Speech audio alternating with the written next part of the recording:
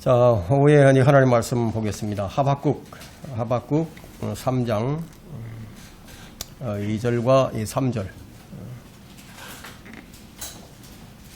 하박국 3장 2절과 3절입니다. 다 찾으셨습니까? 하박국 3장 2절과 3절. 두 구절만 제가 읽겠습니다. 오 주여, 내가 주의 말씀하신 것을 듣고 무서웠나이다. 오 주여, 수년 내에 주의 일을 소생케 하소서. 수년 내에 알려지게 하소서. 진노 가운데서도 자비를 기억하소서. 하나님은 태만으로부터 오시며 걸어가신 분은 파란산으로부터 오셨도다. 셀라. 그의 영광이 하늘들을 덮으며 그를 찬양함이 땅에 가득 찼도다. 제가 이제 오전에 잠깐 말씀을 드렸죠.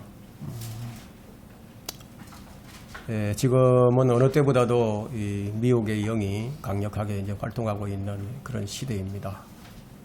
우리가 영적 분별력을 갖지 못한다면은 많은 사람들이 이 미혹의 영에 빠져서 지금 멸망의 길로 가는 것처럼 우리도 그렇게 빠져들 수가 있습니다.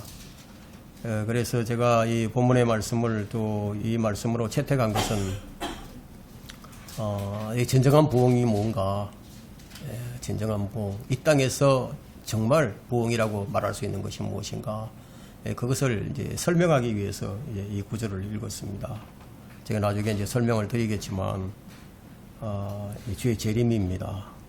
주의 재림이 없이는 이 땅에 진정한 부흥은 없는 것입니다. 자, 이제 오늘 제가 이 설교 제목을 요즘 세간에서 이제 화제가 되고 있는, 기독교계에서 화제가 되고 있는 그런 문제 때문에 제가 이 에즈베리 부흥 운동을 어떻게 봐야 할까, 에즈베리 부흥 운동을 어떻게 봐야 할까, 그것이 미혹인가, 뭐 이런 제목으로 말씀을 전하고 있습니다. 최근이죠. 최근 2월달에 있었는데 미국의 에즈베리 대학에서 일어났던 부흥에 대해서 논란이 참 많이 있습니다. 이 운동이 이제 미혹인가 아니면 성령의 역사인가, 의견이 분분한데, 자, 이 운동을 부정적으로 보는 척의 평가는 그 운동을 주도했던 단체가 있는데 그 단체가 LGBTQ라는 단체다. 그래서 그것은 미혹이다, 이렇게 평가를 합니다. LGBTQ가 무슨 뜻이냐면 뭐 레즈비언, 게이, 트랜스젠더, 뭐 동성애, 양성애, 뭐 퀴어라는 뜻이 있습니다. 성소수자. 이제 긍정적으로 보는 사람들은 뭐 그 단체가 주도한 게 아니다. 찬양 인도자 중에 성소수자가 한 명 끼어 있었을 뿐이다. 그것은 성령의 역사였다. 만일 그게 아니라면 어떻게 질서정연하게 집회가 20일 가까이 계속 지속될 수가 있었겠는가. 그 집회가 성령의 역사가 아니라면 어떻게 그곳에 수만 명이 이제 몰려올 수 있었겠는가. 그것은 성령의 역사가 틀림이 없다, 라고 보는 사람들이 있고, 또 아니다. 아니다. 그게 아니다. 집회가 질서 있다고 해서, 설교가 은혜롭다고 해서 그것이 성령의 역사다, 그렇게 말할 수는 없다. 감정적으로 뭐 짜릿하고 뭐 흥분되고 그런다고 해서 그것이 모두 성령의 역사다, 그렇게 단정할 수 없지 않느냐. 그것은 미혹의 역사일 뿐이다. 마지막 때에는 성경이 말하기를 많은 사람이 미혹의 영을 따를 것이라고 이제 말하고 있는데, 그 집회에서 설교하는 목사의 설교를 한번 들어보라. 그 목사의 설교가 무엇을 지금 의미하고 있는지 알 수 있지 않느냐. 제가 이제 그 설교 요약본을 좀 이제 읽어드리겠습니다. 하나님의 사랑을 경험하십시오. 하나님의 사랑을 배우기 전에 이곳을 떠나지 마십시오. 우리는 로마서 12장을 통해 사랑을 실천하는 방법을 배우고 있습니다. 오늘도 계속해서 사랑을 주제로 생각해 보려고 합니다. 자, 이제 좀 당혹스러운 질문을 드리겠습니다. 여러분은 저를 사랑하십니까? 네, 조금 이상하더라도 옆 사람에게 한번 질문을 해보십시오. 네, 좋아요. 이제 다른 분들을 찾아서 한번 질문을 해보세요. 뭐 이런 질문이 쉽지 않지만 이게 처음이라면은 종종 시도하시기를 바랍니다. 많은 사람이 사랑을 주고받지만 로마서 12장에 30여 가지의 사랑의 계명이 있습니다. 여러분은 위선 없이 상대방을 먼저 배려하고 있습니까? 성경에는 사랑을 실천하기 위해 훨씬 더 많은 것을 요구합니다. 우리는 너무나 이기적인 사랑을 합니다. 하지만 하나님은 우리에게 죄책감과 수치심을 주시는 분이 아닙니다. 만약 오늘 말씀이 점수판이라면 우리의 점수는 얼마일까요? 저 원칙들이 여러분을 핍박하는 사람들에게도 적용된다면 여러분은 정말 진심으로 그들을 사랑할 수 있습니까? 원수를 사랑하는 말은 기독교밖에 없습니다. 윗선 없이 진심으로 사랑하라는 말씀은 어떤 것일까요? 악을 미워하고 서로를 섬기며 서로의 필요를 먼저 위하라는 말씀은요. 우리는 이것을 아가페적인 사랑이라고 합니다. 중약하고 윗선은 사랑을 오염시킵니다. 많은 사람이 진짜 사랑을 경험하지 못합니다. 이런 일그러진 사랑을 교회 안에서도 느끼신 분이 있습니다.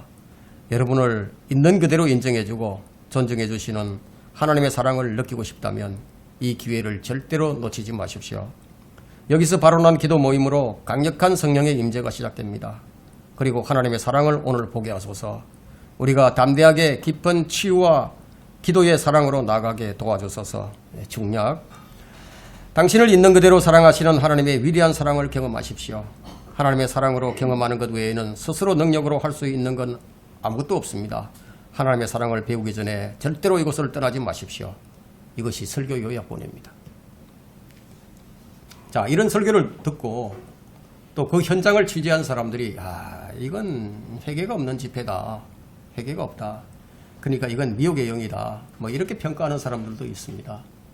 또 한편으로는 거의 모든 언론이, 미국의 거의 모든 언론이 그 2월 8일부터 2월 24일까지 일어났던 그 집회를 아주 긍정적으로 보도를 해줍니다.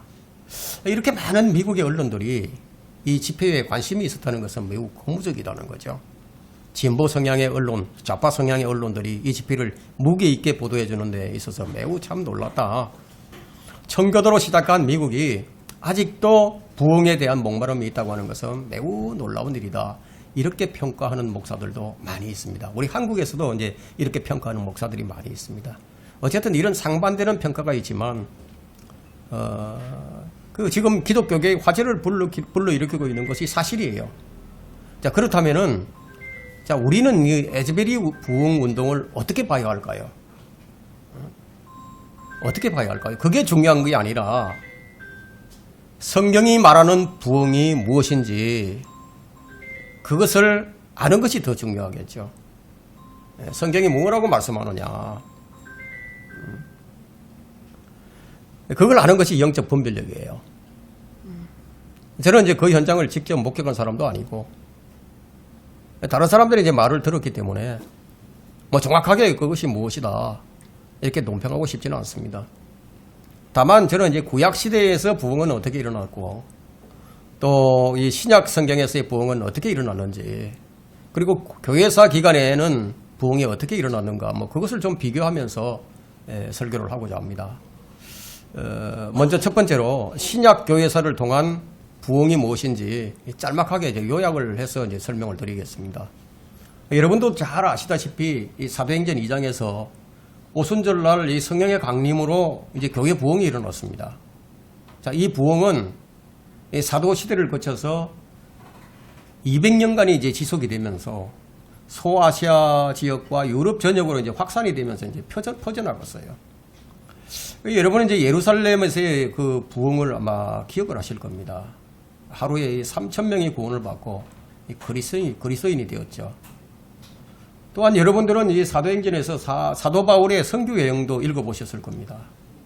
많은 그 회심자들을 폭발적으로 얻지는 못했지만 그 회심한 자들이 이제 소모임이 구성되고 그것이 이제 소아시아와 유럽으로 확산되면서 지역마다 이제 교회들이 이제 세워지기 시작했습니다. 그 회심한 사람들은 이 성령의 역사로 인해서 이제 구원의 확신을 가지고 이 소망 중에 다시 오실 주님을 기다리면서 새로운 삶을 이제 시작한 거예요. 그때 당시에는 변화없는 거듭남은 생각조차 할 수 없었습니다.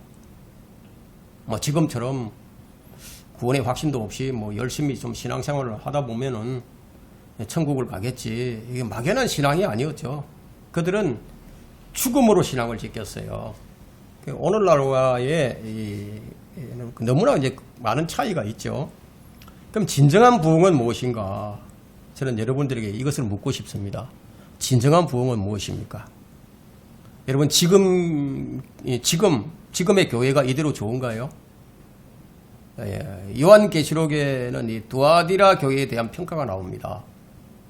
그 교회가요, 사랑도 하고 봉사도 하고 믿음과 인내와 행위를 다 지켰어요. 그래서 처음보다 그 행위가 더 컸어요. 나중에 이제 처음보다 더 나아졌지만 책망받을 것이 두 가지가 있었어요. 그게 뭐냐면 자칭 여선지자 이세벨을 용납해서 영적 음행에 빠진 것이었고요. 또 그리고 회개할 기회를 주었는데도 회개하지 않은 것, 이 두 가지가 이제 책망을 받는 대상이었습니다. 지금 거의 모든 교회가 영적 음행에 빠져 있습니다. 뭐 WCC라든가 뭐 이런 이 기독교 단체들이 있잖아요. 그런 단체들은 가톨릭과 한 배를 탔죠. 이게 미혹이에요, 미혹.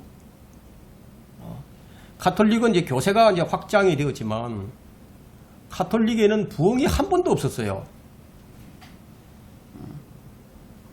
왜 그럴까요?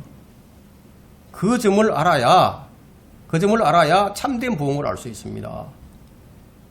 그들은 성경에 없는 교리들을 만들어서 실행을 했습니다. 그 결과 그들은 부흥을 한 번도 경험할 수 없었어요. 북왕국 이스라엘하고 똑같죠. 북왕국 이스라엘도 부흥을 한 번도 경험한 적이 없습니다. 그런데 가톨릭과 한 배를 타고 가면서 교회 부흥을 운운한다는 것은 정말 웃기는 일이 아닐 수가 없죠. 그죠? 지금의 교회들은 영적으로 이제 메마른 시대인 줄 알면서도 하나님께 이런 기도를 하지 않습니다. 우리를 좀 돌이키게 해달라고 그런 기도를 하지 않아요. 왜냐하면 거기에는 이유가 있는데, 그것이 이제 교회의 사고방식이 이전과는 달리 현대 문화의 영향을 받았기 때문이에요. 그래서 이제 사람들은 이제 이 교회가 좀 잘못 간다는 이런 생각이 들면은 그것을 버리고 우리를 돌이키게 해달라는 이런 기도를 하는 것이 아니라 그 기도 대신에 뭘 하느냐? 회의를 소집합니다. 회의를 소집하고 복음전도 집회를 조직을 하죠. 그래서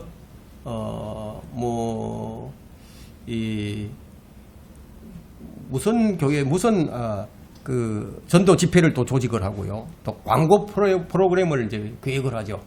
뭐 신문에다 광고도 내고 TV 방송에다 그냥 광고도 내고 그렇게 합니다. 그런데 전체 시각과 이 사고 구조가 완전히 이제 바뀌어버린 거예요.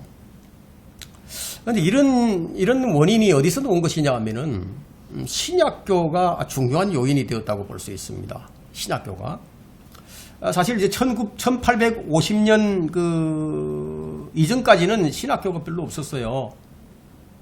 그 이후부터 이제 수많은 신학교가 우후죽순으로 막 생겨났어요. 그러니까 이제 학식, 지식이 영성을 앞지르는 그런 시대가 되어버린 거예요. 그리고 그 이전 시대에는 대부분의 설교자들이 영적 소생을 체험한 사람이에요. 그 영국의 웨슬리 같은 사람이 대표적인 사람이죠. 그 사람은 미국 선교사로 가지고 2년 동안 선교를 했는데 한 번도 성공을 한 적이 없어. 한 사람도 전도를 못했습니다. 다시 돌아왔죠. 돌아와서 그가 올드스게이트에서 이 어떤 집회에서 로마서 서문, 마틴 루터의 로마서 서문을 읽는 그 구절을 통해서 회심을 하게 됩니다. 그 회심을 한 다음에 이 폭발적인 그런 이제 부흥이 이제 일어난 것을 우리가 잘 압니다. 그래서 대부분 이제 영적 소생을 체험한 사람들인데, 그 어떤 사람들이냐면 대부분 농부나 또 노동자들이었어요. 신학을 공부한 적이 없는 사람들이었습니다. 그들은 하나님에 대해서 살아있는 체험을 하는 사람들이었고, 그렇게 되자 그들은 스스로 성경을 공부하고 연구를 해서 설교자들이 된 사람들이에요. 그러나 이제 1850년 이후부터는 교육이 좀 보편화되기 시작합니다. 그러면서 회중들의 교육 수준이 이제 높아지게 됩니다. 그러니까 학식 있는 사람이 목회 사역을 해야 된다. 여기에서 이제 문제가 좀 발생하게 되는데, 학식이 높아지자 그 영적인 일에는 관심이 사라져 버린 거예요. 사실 이런 흐름은 피할 수가 없는 거죠. 이 사람들이 원하든 원하지 않든 점차 어떤 지적인 방식으로 이 사물에 관심을 두는 것이 그 흐름이기 때문에, 그게 문화의 흐름이고, 그것이 바로 지식이 증가란 말이에요. 자, 우리가 의식하지 못하는 사이에 이 기독교의 성장이 학식과 또 이해와 지식에 이제 끌리게 되고, 결국은 성령을 잊어버린 거예요. 성령을 잊어버렸어요.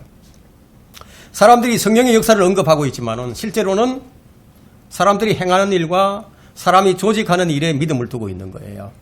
어느 교회를 한번 들여다보세요. 자세히 들여다보시면 똑같습니다. 뜨거운 기도의 현장이 사라져 버렸어요. 그러니까 사고방식이 이제 바뀐 거죠. 뜨거운 기도 대신에 지적인 것을 추구하는 거죠. 여러분, 성경은 하나님의 말씀이 분명하죠. 그럼 깨닫게 해주시는 분은 누구십니까? 깨닫게 해주시는 분은 성령님이세요. 그러니까 오늘날의 사람들의 믿음이 뭐냐? 안고 없는 찐빵이 되겠습니다. 근데 이게 미혹의 영에 의해서 된 것인 줄을 사람들이 모르는 거죠. 말씀은 성령의 칼이에요. 말씀이. 우리의 잘못을 깨닫게 해주는 것이 주의 법인데, 근데 책망이 없는, 그러니까 회개 없는 기도의 흐름이 그 유행병이 되어버렸습니다. 그래서 사랑과 평화만을 주창하는 이상한 현상이 일어나고 있죠. 회개 없는 성령운동, 그러니까 사랑받기 위한 운동이 일어납니다. 사랑받기 위한. 우리는 사랑받기 위해서 태어난 사람들입니다. 이러면서 시작을 하죠. 성경은 뭐라고 얘기하죠? 사람은 고생하기 위해서 태어났다고 얘기하는데, 이런 운동이 온 교회를 오염시켜 책망받는 교회로 전락해버린 거예요. 여러분, 이 말씀의 칼이 찔러 가르지 않는 부흥이 있을 수 있을까요? 깨져야 할, 말씀으로 깨져야 할 옛사람, 그게 깨지지 않고, 그게 죽지 않고 부흥이 있을 수 있을까요? 우리의 육신의 생각들, 회개의 역사가 따라야만 그게 진정한 부흥이죠. 카톨릭과 음행한 데서 돌이키는 역사가 있어야 그게 회개죠. 자, 이제 오늘날 유명한 목사들 보면요, KWCC, KNCC, 이런 데 다 가입이 돼 있어요. 그건 뭘 의미하는 겁니까? 그들이 동성연애를 옹호하고 있고요. 로마 카톨릭과 이제 같이 가고 있죠. 에큐메니카를 보면. 그러니까 말씀 앞에서 우리의 더러운 모습이 드러나고, 회개의 역사가 일어나고, 복음이 선포되고, 말씀이 인도하는 변화가 일어나는 정화예요. 정화되는 역사가 일어나야 진정한 부흥이라는 거예요. 정말 에조베리가 이 부흥의 본질을 보여주는 시대적 표적인가요? 그것이 사랑이 부어지는 그런 체험인가요? 우리 성경으로 짚어봐야 되는 거예요. 어떤 목사는 이스라엘의 영적 부흥을 위해서 기도하자고 말을 합니다. 그러면 과연 그게 성경적일까요? 이스라엘이 부흥이 언제 일어날 것인지 성경이 그 때를 명시하고 있는데, 이스라엘의 부흥은 바로 이스라엘의 회복입니다. 다윗과 솔로몬 시대와 같은 실질적인 회복이 따라야 그게 그게 부흥이라는 거예요. 그러면 성경은 이스라엘의 회복을 대환란 후를 가리킵니다. 정해진 때가 있는 거죠. 이 정해진 때를 바꾸려고 시도하는 것은 누가 하는 겁니까? 마귀가 하는 거예요. 예수님의 십자가는 하나님께서 정하신 뜻이에요. 바꿀 수 없어요. 베드로가 아름다운 신앙 고백을 합니다. 주는 그리스도시요 살아계신 하나님의 아들이시니다. 성령의 역사로 그 고백을 하게 되죠. 그런데 잠시 후에 베드로가 하나님의 정하신 뜻을 막으려고 하자 주님이 뭐라고 말씀하십니까? 사탄아 내 뒤로 물러가라. 네가 하나님의 일들을 생각지 않고 사람의 일들을 생각함이라. 그렇다면 우리가 이스라엘의 영적 부흥을 위해서 무엇을 위해서 기도해야 하는지 아주 분명해지는 거예요. 주님께서 다시 오셔야만 주님에 의해서 이스라엘은 회복이 됩니다. 즉 이스라엘은 천년왕국에서 부흥이 되는 거죠. 그렇다면 우리가 예루살렘의 평화를 위해서 기도한다면 하나님의 정하신 뜻에 따라서 주 예수여 어서 오시옵소서 라는 기도를 해야 합니다. 자, 이처럼 성경을 모르면 그냥 엉뚱한 짓을 하는 거죠. 우리가 성경을 알면 에즈벨이 부흥이 정말 부흥인지 진짜 부흥인지 알 수 있는 거죠. 성경적 진리가 아니면 우리는 올바른 영적 분별을 발휘할 수가 없습니다. 성경은 교회 시대를 7으로 나누어 제시를 합니다. 요한계시록에 7교회가 나오는데 그 7교회는 교회의 유형들을 보여줍니다. 1차적으로는 그렇습니다. 역사적으로는 그 시대에 7교회가 있었고요. 이제 우리가 이제 그 교회사 기간을 좀 7으로 이렇게 나누어서 볼 수 있는 것은요. 그 1800년 이후에 1800년이 가까워졌어야만 1800년이 가까워졌어요. 그때 이제 우리가 이게 7으로 나눌 수 있는 것이구나. 그때서야 알게 되었습니다. 왜냐하면은 역사적으로 7교회의 특징들이 교회사 기간을 나눌 수 있도록 아주 선명하게 구분되어 있기 때문에 교회사 기간을 이제 나누어 보면은 대부흥의 기간이 있었어요. 그 대부흥의 기간은 십자가부터 AD 200년까지입니다. 그리고 종교개혁 1500년부터 1900년까지 이렇게 대부흥의 기간으로 이제 나누어 볼 수가 있습니다. 에베소 교회는 이제 AD 200년까지이고요. 스무나 교회 시대는 200년부터 이제 AD 325년까지고 이때 특징이 뭐냐면 로마 제국으로부터 10번의 큰 박해를 받는 것이 특징입니다. 그래서 열흘 동안 하고 이제 그렇게 묘사되고 있죠. 퍼가모 교회 시대는 AD 325년 그러니까 기독교 국가로 공인되면서부터 시작해서 AD 500년까지로 볼 수 있는데 이때 특징이 뭐냐면 로마 카톨릭이 등장을 하게 됩니다. 그리고 두아디라 교회는 AD 500년부터 AD 1000년까지인데 이때는 고통의 향기라는 뜻이 있는데 이때는 로마 카톨릭의 파시즘 아래 극심한 종교적 박해를 받는 시대였습니다. 이제 그 다음 시대가 이제 그 사대교회 시대 기간인데 이때는 AD 1000년부터 1500년까지 붉은 자들이라는 뜻, 붉은 자들이라는 그런 뜻이 있어요. 이 기간은 수많은 성도들이 카톨릭에 의해서 살해를 당하게 됩니다. 수많은 사람들이 순교를 했습니다. 그 다음에 이제 우리가 나눌 수 있는 교회 기간은 필라델피아 교회 시대인데 이때는 이제 종교교회 기간이에요. 1500년부터 1900년까지인데 이때는 이제 반카톨릭 기독교의 신앙이 절정에 달할 때입니다. 이 기간에 어떤 사람이 나왔느냐면 찰스 피니가 나오고 스펄전 목사가 나오고 무디 목사가 나오고 저더슨이 나오고 웨슬리 같은 사람들 이런 위대한 부흥을 주도했던 인물들이 등장을 하게 됩니다. 그리고 이제 마지막 교회 시대는 라오디케아 인들의 교회 시대로서 1900년 이후로부터 지금까지 이루고 있는 겁니다. 그러면 이 교회의 특징은 뭐냐? 정통을 주장하고 있지만 로마 카톨릭의 편에 서는 것이 특징이에요. 지금 보세요. 온 교회가 다 거의 모든 교회가 카톨릭의 편에 서 있죠. 이 교회의 특징이 카멜레온이에요. 카멜레온. 그때그때 잘 변신을 하는 거죠. 썩어 빠진 교회로서 하나님을 향한 열정은 차지도 덥지도 않아요. 이 교회는 하나님과 가까운 것 같으나 사실은 세상과 더 가깝습니다. 그래서 이 교회의 특징을 뭐라고 우리가 얘기하느냐? 인권시대예요. 인권시대. 인간의 권리가 신권을 앞서는 시대. 물질 만능주의. 차지도 덥지도 않은 상태. 이것이 이 시대의 영적 상태입니다. 이 시대에는 초대교회나 종교개혁 시대와 같은 그 영적 부흥은 일어나지 않는 시대예요. 대부흥이 있을 수 없는 시대예요. 이게 마지막 시대를 성경은 미혹하는 영들이 극심하게 역사하는 시대다. 할 수만 있으면 믿는 자를 미혹하는 시대다. 그렇게 이제 말씀을 합니다. 성경은 이 마지막 때를 지금 보여줍니다. 지금 이 시대에 영적 대부흥은 더는 없어요. 더는 없어요. 성경에서 매 시대의 끝은 배교로 끝이 났습니다. 교회 시대 역시 미혹의 영들에 의해서 다 믿음에서 떠나버릴 겁니다. 정상적인 믿음을 갖고 신앙생활을 하지 않는다는 거예요.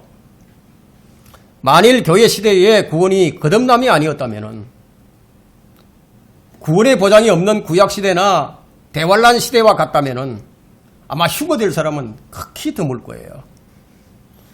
우리 개인적으로는 부흥이 일어날 수 있겠지만 시대적인 부흥은 없는 시대라는 거예요. 그러니까 영적 부흥은 이제 말씀에서 시작이 됩니다. 부흥에 대해서 서로 다른 견해가 있어요. 제가 이제 두 가지를 설명한다면은 하나는 이제 개혁 시대의 부흥을 정의했던 방식이에요. 그러니까 종교개혁 시대, 그러니까 일주일 동안 계속 이제 집회가 열리는데 개혁 시대에서 시작된 전통이에요. 자, 이 집회는 이제 부흥회다 이런 집회, 부흥이라는 그런 집회 이름으로 우리나라에서도 1970년대까지는 뭐 이 교회 저 교회에서 계속 이어져 왔어요. 지금은 이제 거의 사라지고 이제 없죠. 이건 누가 시작을 했냐면 찰스 피니가 시작을 했는데 집회에서 놀라운 회심이 일어납니다. 성령의 역사로 죄인들이 찔림을 받게 돼요. 그리고 회심을 하면서 정화의 역사가 이어진 거예요. 정화의 역사. 이것이 중요한 거예요. 그래서 이제 잉글랜드, 또 웨일즈, 스코틀랜드 이런 데서 이제 부흥이 일어나서 그 부흥의 불길이 미국으로 옮겨 붙었죠. 그래서 무디 목사 같은 경우는 집회에서 이제 회개의 역사가 막 일어나고 죄인들이 이 복음을 통해서 거듭나자 사람들이 변화가 돼서 사회 정화가 일어나기 시작했습니다. 그래서 술집을 하던 사람들이 회심을 합니다. 그리고 성령의 역사로 예전에서 막 찔림을 받게 되죠. 이제 더 이상 술집을 할 수 없게 돼버린 거예요. 극장을 운영하던 사람이 양심의 찔림을 받고 성령의 역사로 인해서 그러니까 이제 극장 문을 닫기 시작합니다. 이 시카고 전 지역에 이 성령의 바람이 막 일어났어요.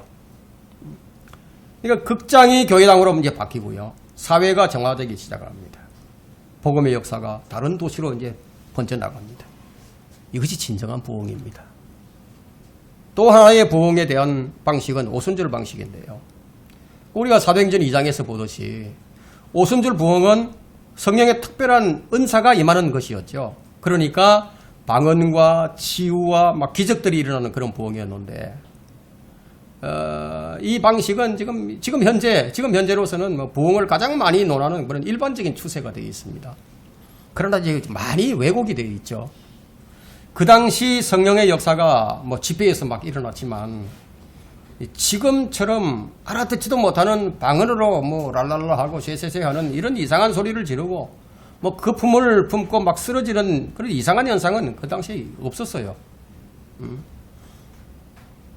이런 기괴한 현상은요, 언제부터 생겨나느냐? 1900년대를 들어서면서부터 은사주의자들이 나오면서 시작된 거예요.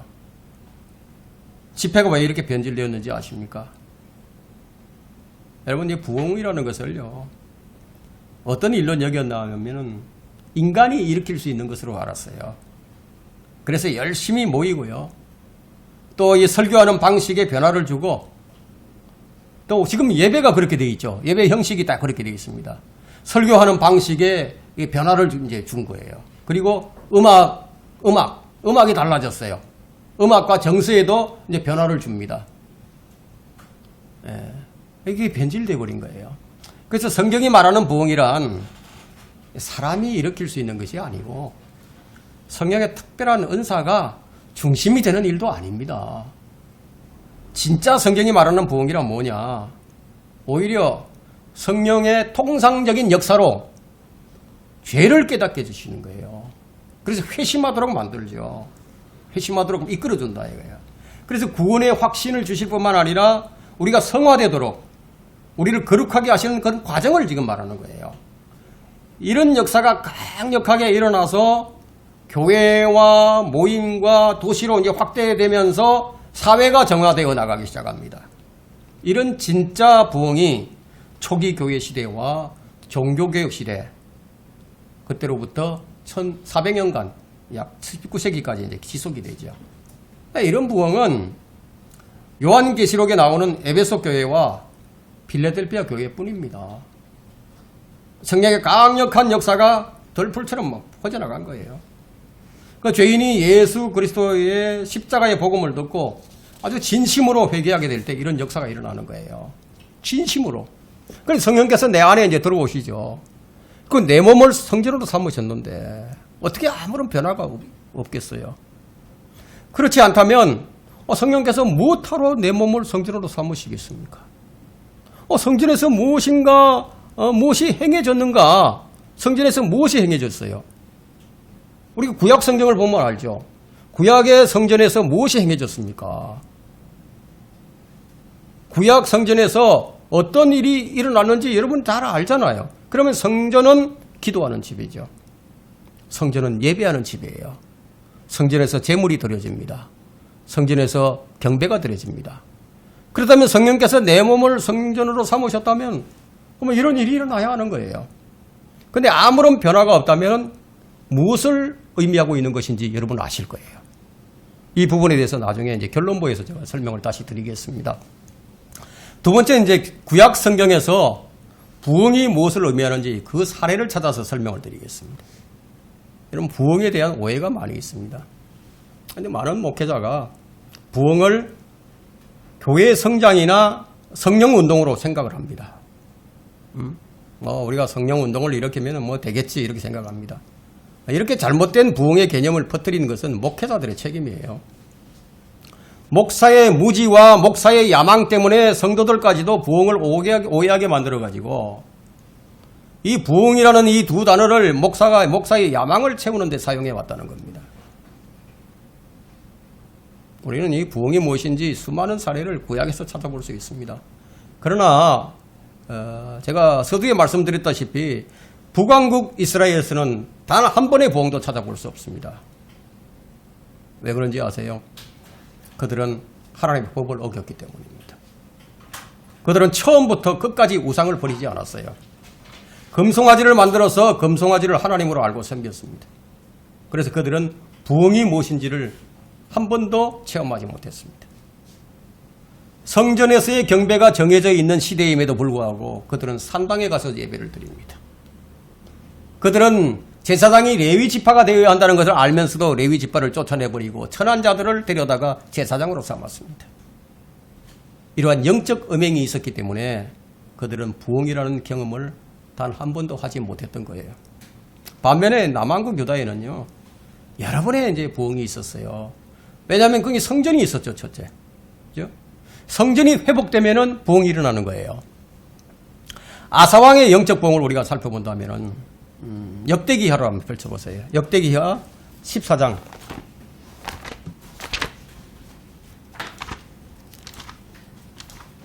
역대기하 14장.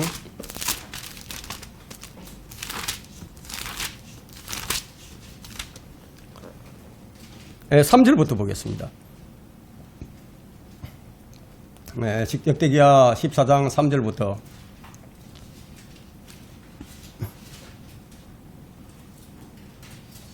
그가 이방신들의 제단들과 산당들을 제거하고 형상들을 부수며 아세라들을 치고 없앴고 유다에 명하여 그들 조상의 주 하나님을 찾게 하며 율법과 계명을 행하게 하였더라.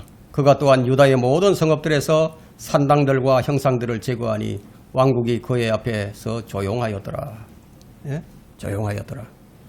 아사는 이제 지금 부흥을 위해서 즉시 부숴야 할 것을 다 부숴버렸어요. 그리고 15장, 역대기야 15장 10절부터 한번 보세요. 자, 그리하여 그들이 아사의 7이 제 15년 셋째 달에 예루살렘에 모여 그날 그들이 가져온 탈취물들 중에서 수소 700과 양 7천을 주께 드리고 또 그들의 마음을 다하고 혼을 다하여 그들 조상의 주 하나님을 찾기로 언약하였으니 이스라엘의 주 하나님을 찾으려 하지 아니하는 자는 작은 자나 큰 자나 남자나 여자나 간에 누구든지 죽음에 처하기로 하였더라. 그들이 큰 음성으로 맹세하였으며 외침과 나팔과 뿔나팔로 하였더라. 자, 이렇게 하자 주님께서 그들을 만나주십니다. 역대기야 15장 16절에 보시죠. 16절에요. 온 유다가 그 맹세를 기뻐하였으니 이는 그들이 그들의 마음을 다하고요 맹세하고 그들의 모든 바람으로 그분을 찾았더니 그분께서 그들을 만나주셨습니다. 주께서 그들에게 사면의 안식을 주시니라. 이게 회복이고 이게 부흥입니다. 그런데 이제 구약의 부흥은 요시야를 빼고는 이제 말할 수가 없죠. 유다에는 선한 왕들이 많이 있었어요. 그 가운데 요시야는 이제 유다의 마지막 선한 왕인데요. 역대기야 34장 한번 보세요. 역대기야 34장 3절로부터 5절까지 봅니다. 그의 7이 제8년에 그가 아직 어렸는데도 그의 조상 다윗의 하나님을 찾기 시작하였고 하나님을 찾잖아요. 그죠? 제12년에는 유다와 예루살렘을 산당들과 아세라들과 새긴 형상들과 부어 만든 형상들로 정화시키기 시작하니 다 찍어 없애는 거죠. 정화시킨다. 이게. 백성이 왕 앞에서 바알들의 제단을 부수고 제단들 위에 높이 있는 형상들을 찍어내렸으며 아세라들과 새긴 형상들과 부어 만든 형상들을 산산이 부수어 가루로 만들고 그들에게 제사 지냈던 자들의 무덤들 위에 뿌렸고 그들의 제단들 위에서 제사장들의 뼈를 불살라 유다와 예루살렘을 깨끗하게 하였더라. 이렇게 깨끗하게 했다는 거예요. 자,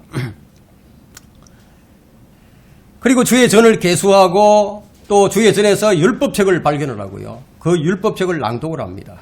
주의 말씀이 이제 들려오기 시작하자 철저한 회개가 일어납니다.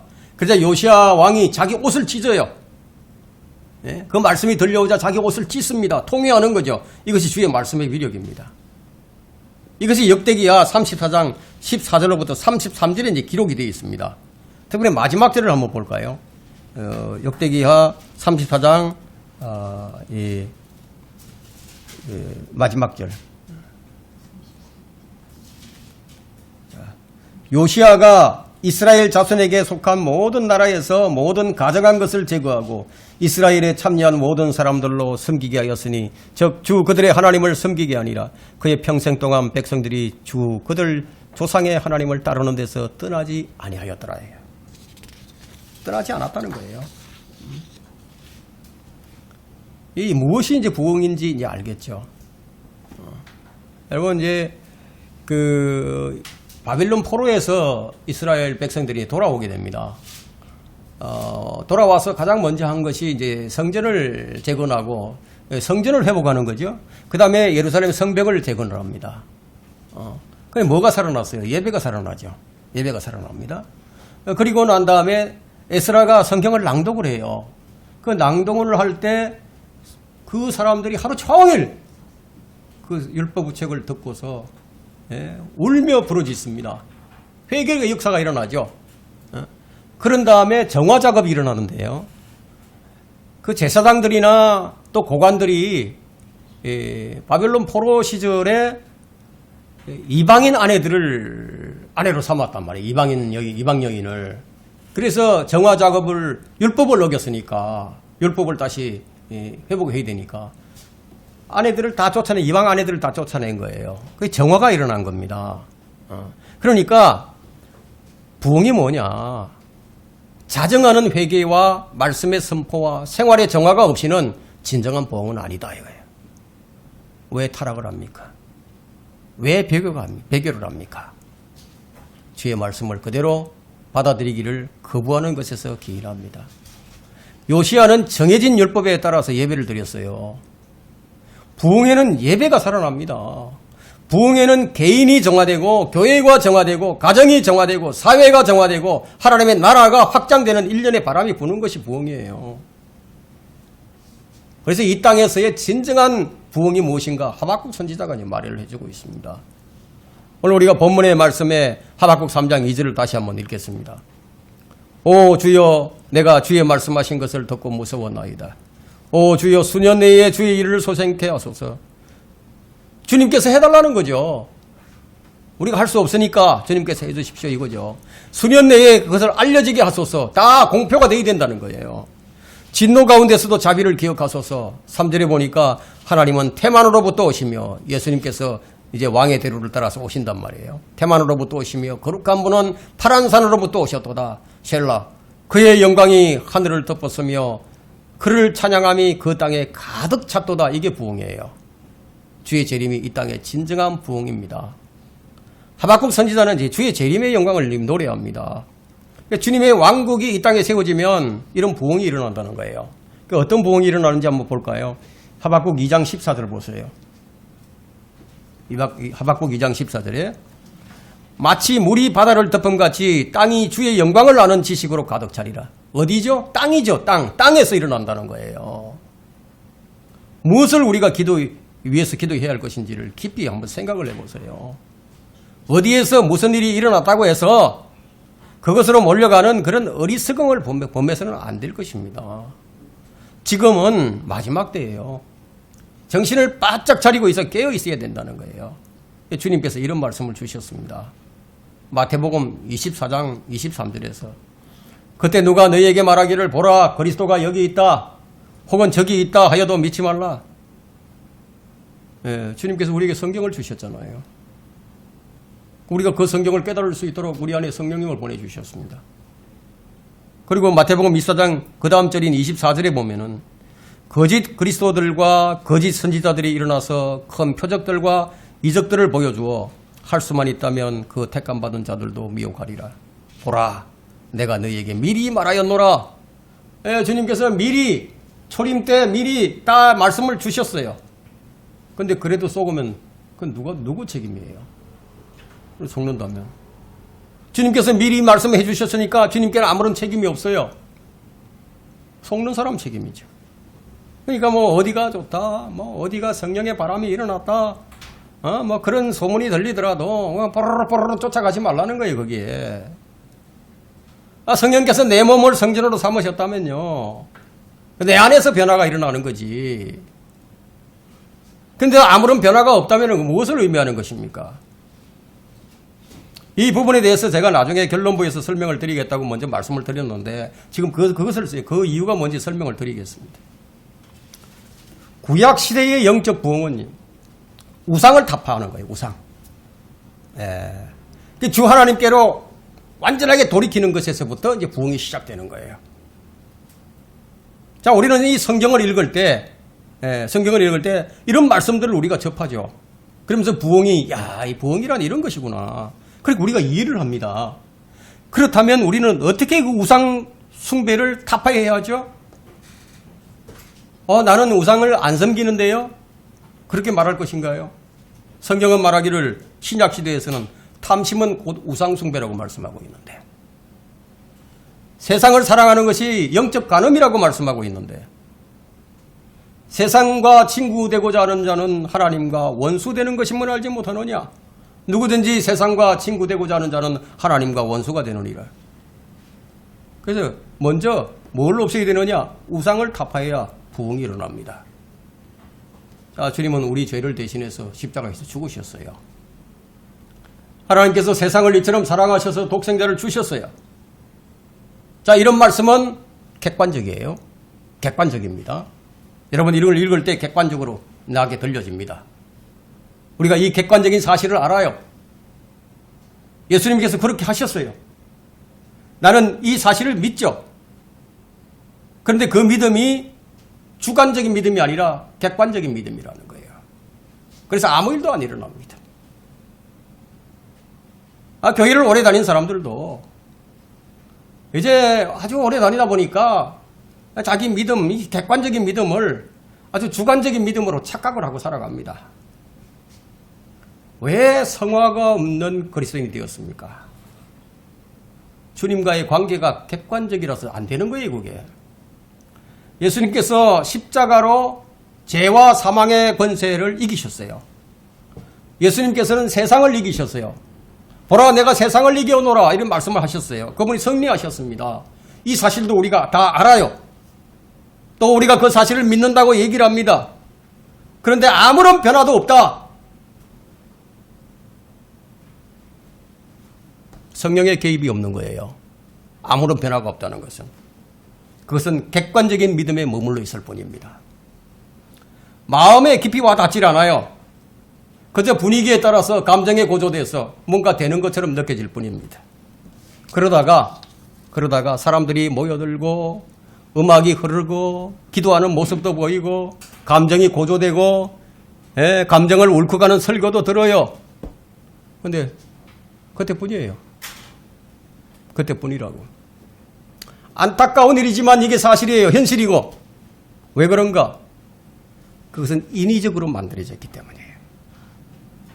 그 성령의 역사가 아닙니다. 그래서 왜 회개에 합당한 열매가 있어야 하는지 성경은 말하고 있는 거예요. 성령의 회개에 합당한 열매가 없어요. 그것이 성령의 강력한 역사라면은 왜 회심에는 돌이킴이 없을까요? 회심을 했다고 하는데 왜 돌이킴이 없죠? 왜 새로운 변화가 안 일어나죠? 그것은 인위적으로 만들어졌기 때문이에요. 주님의 승리는 죄와 사망의 권세를 이기셨고 사탄을 이기셨고 정사들과 권세들과 이 세상의 어둠의 주관자들과 높은 곳에 있는 영적 악들을 완전히 이기셨다 이거예요. 그분은 우리가 저지른 우상 숭배, 우리가 이 세상에 취해 있던 우리를 대신해서 형벌을 당하시고요. 믿는 우리를 그분이 신부로 삼아 주셨어요. 우리 신랑이 되어 주셨어요. 그런데 이런 사실이 어떤 사람들에게는 객관적인 사실로만 자리를 잡고 있고 또 어떤 사람에게는 주관적인 사실로 자리 잡게 됩니다. 예수님께서 나를 위해 죽으신 것은 아는데 그런데 확신이 없어요. 제가 지난주에 한 청년에게 복음을 전했습니다. 이 청년은 어렸을 때부터 교회를 다니고 부모를 따라서 교회를 다녔는데 근데 지금은 다니지 않는다고 하는데 그래서 제가 물었죠. 예수 그리스도를 아느냐? 안 돼요. 예수 그리스도를 믿느냐? 믿는다고 그럽니다. 그럼 정말 당신을 위해서 예수님께서 죽으신 것을 아느냐고 물으니까 안다고 합니다. 그럼 믿으면 구원받는다는 것도 알고 있느냐? 그거 안다고 얘기합니다. 그러면 정말 믿느냐? 그러니까 믿는데요. 그럼 지금 죽으면 지옥을 안 갈 수 있겠느냐 묻자. 그건 자신이 없다고 얘기를 합니다. 무엇을 말하는 것이죠 이것이? 제가 이 말씀을 드리는 것은 그 청년이 주님을 믿지만 그의 믿음은 객관적인 믿음이라는 거예요. 주관적인 믿음이 되지 못했다는 것을 말씀드리는 거예요. 많은 사람들이 이 점을 몰라요. 주님의 십자가 사건이 객관적인 믿음에 머무는 사람에게는 아무런 변화가 안 일어납니다. 그 청년에게는 성령의 역사가 일어나지 않았던 거예요. 후 못 받은 거죠. 주님께서 나를 위해 죽으신 것은 아는데 그런데 그의 마음에는 주님에 대한 갈급함이 전혀 없습니다. 예수님께서 나를 위해 행하신 일들이 내게 주관적이 아니라면 아무 소용이 없는 거예요. 그 일들이 내 마음에 깊이 박히려면 무엇이 필요한가? 성령의 역사가 필요하다 이거예요. 성령의 도우심이 필요하다는 거예요. 그래서 성령님께서 내 마음에 막 찔림을 주시는 거예요. 그러면 내가 죽어 마땅한 죄인이구나. 내가 지옥에 갈 수밖에 없는 죄인이구나. 그걸 깨닫죠. 그래야 회개가 일어나죠. 아무런 찔림도 없이 객관적으로 나는 죄인이다. 그런 상태로는 아무 일도 안 일어난다는 거예요. 그래서 그분에 관한 설교를 하고 그분에 관한 설교를 듣는 겁니다. 그분이 행하신 일들이 내게 현실로 다가온다면요. 그 현장에서 나를 확 바꿔버리는 거예요. 일대 혁신이 일어나는 거예요. 새로운 창조물이 되는 겁니다. 우상에서 해방이 되는 거예요. 그분을 향한 선한 마음이 불같이 막 일어나는 거예요. 이것으로부터 개인이 변화되고 교회가 변화되고 가정이 변화되고 사회가 변화된다는 거예요. 이게 부흥이죠. 객관적인 그 일이 십자가에서 일어났고 이게 주관적으로 그 승리가 내 삶을 이제 장악하게 된다는 거예요. 그분의 승리가 비로소 내 것이 됩니다. 말씀을 정리하겠습니다. 자, 우리는 성경이 말하는 영적 부흥을 이제 살펴보았습니다. 분명한 것은 부흥은 성령의 사역입니다. 인간의 사역이 아니에요. 우리는 지금 시대적인 부흥은 기대할 수는 없지만 작은 부흥은 기대할 수 있습니다. 부흥은 언제 필요한가요? 우리가 징계를 받거나 우리가 지쳐 있을 때나 우리가 영적으로 잠들어 있을 때나 우리가 영적으로 고난 중에 있을 때나 그럴 때 부흥이 필요하죠.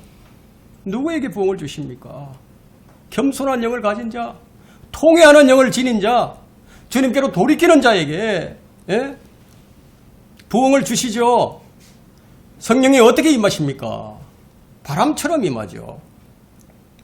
에스겔 골짜기에 마른 뼈들에 바람이 불었던 것처럼 그렇게 기도가 살아나야 하고 성경 읽기뿐만 아니라 검증된 양수들을 읽어야 한다는 거예요. 그래야 기도가 살아나고 교제가 살아나고 예배가 살아나는 거예요. 빌라델피아 교회 시대에 영적 부흥을 주도했던 성도들이 있었습니다. 우리 개개인이 변화됨으로써 다른 형제들에게 은혜를 끼치는 바람을 일으켜야 한다는 겁니다. 비록 라오디게아 교회 시대지만 우리 교회의 영적 부흥은 가능합니다. 민들레도요. 바람이 불어야 씨를 흩날릴 수가 있어요. 열매를 맺는 일도 바람이 불어야 열매가 맺힙니다. 적당한 때에 적당한 바람이 없으면요. 자연계에는 황폐해지고 맙니다. 여러분 요즘 얼마나 미세먼지가 많습니까? 미세먼지가 팍 끼고 있으면요. 바람이 안 불면 뭐 어떻게 되겠습니까? 바람이 불어서 그걸 다 날려줘야 맑은 날씨가 되죠. 바람은 강력한 변화를 일으킵니다. 어떤 복음성에는 이런 복음성이 있어요. 가사가 성령의 바람이 불어와라는 그런 가사가 있어요. 우리에게는 성령의 바람이 있어야 합니다. 주님께서 성령의 바람, 호흡, 숨결이라고 하시는 것은요. 이 성령의 바람이 우리에게 불어오면요. 거기에는 뭐가 일어나는 거예요? 생명의 역사가 일어나죠. 거듭남의 역사가 일어난다. 구원의 역사가 일어난다. 그럼 변화가 이제 일어나는 거죠. 변화가 역사가 일어나고, 그리고 정화되는 역사가 일어나죠. 이 부흥의 역사가 이제 일어나는 거예요. 우리 안에서 성령의 역사가 일어나는 것이 지금 우리가 기다리는 부흥입니다. 뭐 세간에 뭐 여기저기서 그냥 에즈벨이 부흥이 정말 부흥이다 아니다 미혹이다 뭐 그런 얘기 들을 필요도 없고 관심을 둘 필요도 없어요. 우리 교회는 지금 영적 부흥이 필요합니다. 살아있는 예배가 되어야 돼요. 주님께 향기가 되어서 올라가는 그런 기도, 성령의 역사하심이 있어야 한다는 거예요. 이 일에는 반드시 성령의 능력이 필요합니다. 하나님의 영은 바람처럼 임하시고요. 바람처럼 강력하십니다. 바람이 구름을 몰아오면 날씨가 바뀌죠. 바람이 없으면 식물이 열매를 맺지 못합니다. 모든 것이 다 있어도 바람이 없으면 안 돼요. 우리가 할 일은 바람을 불게 해서 생명을 살리는 역할입니다. 이것이 우리의 간증이 되어야 할 것입니다.